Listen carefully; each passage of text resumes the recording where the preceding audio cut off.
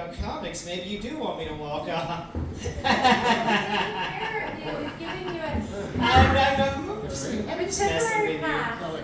Are we ready, Tessa? Yes, we're ready. Awesome, wonderful. Hi, guys. Max here, and we got to give it up to David and Moss and Tessa and Nicholas Pickles for just the amazing show so far tonight. And here's to all the other people who are going to be doing it after me. Thumbs up to y'all. Auntie Bobo, give her a round of applause. She's doing amazing. All right, so when I came back to doing comedy, I had to come up with something. And my something's blind people problems. Now, I come up with these blind people problems that sighted people don't necessarily, or may not necessarily think about. So I decided that one-sentence examples are fun. So, blind people problem, how do I tell the difference between a can of tuna and a can of cat food?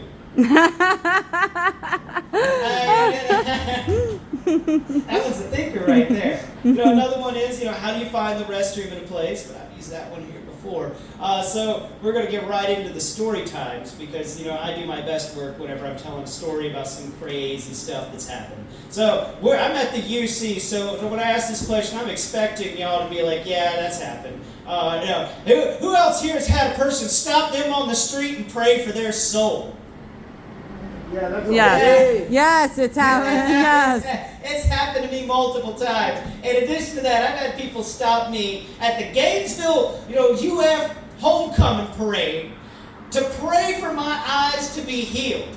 And I'm like, look, man, I'm just trying to get across the street before the parade gets here. My apartment's on the other side of the street. He just holds me down. He's like, no, I'm going to pray for you to be healed tonight.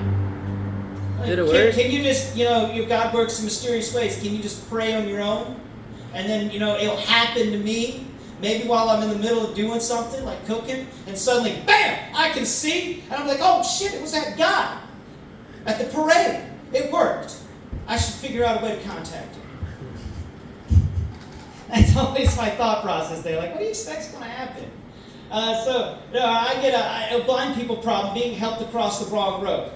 That happens to me all the time, especially by homeless people. They'll grab me up and they'll help me across the road, and then right after that, they'll go like, hey, can you help me out? Hey, man, can you give me a little something? And I used to carry, when I lived downtown, because I don't live downtown anymore, when I lived downtown, I used to carry barcade tokens in my pocket for this exact situation, because it happens so often. So many times I realize I'm on the wrong street now, because somebody thought he just grabbed me by the shoulder, and they grab you by your jacket or something like this, and they just point you across the road, and they're like, I'm helping you, I'm helping you, I'm helping you. And I'm like, no, you ain't, this is physical abuse. Ease off. So I pass them some barcades if they ask for money. I give them the barcade tokens. I'm like, this ain't money. This won't help me. You didn't help me either. Tit for tat. Even Steve. So I got the final one for y'all tonight. Blind people problem, clothes irons.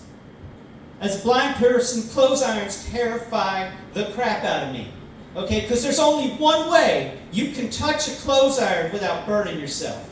And there are a million ways you can touch it and acquire injuries. All right, trust me, I've touched it all over. I've even heard the thing before. That was a fun experience. Walked into the house one day, I heard a weird clicking in the house. And I'm just like moving around with my ear, like, what is that clicking? What is that? What is that clicking? And I'm getting really close to the clicking. And I'm like, it's gotta be over here somewhere. What is that? What is that clicking? And then my ear touched the hot iron. I went, stop! Oh, that's what that clicking was! I reminded myself, make sure you unplug the iron before you go to work, because you could come home to some clicking that you have to listen for.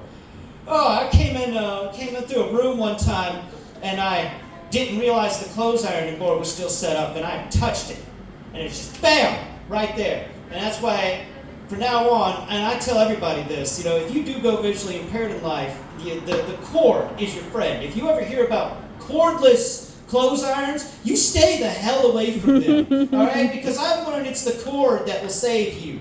Because the cord is attached to the side of the iron, that's safe to touch. So you just find that little cord, and you drag your hand all the way up, and you find that iron. And that will save your life more than anything else. Yeah, that's for sure something I've learned being blind. Well, thank you all so much. I've been Blind Friday. Woo!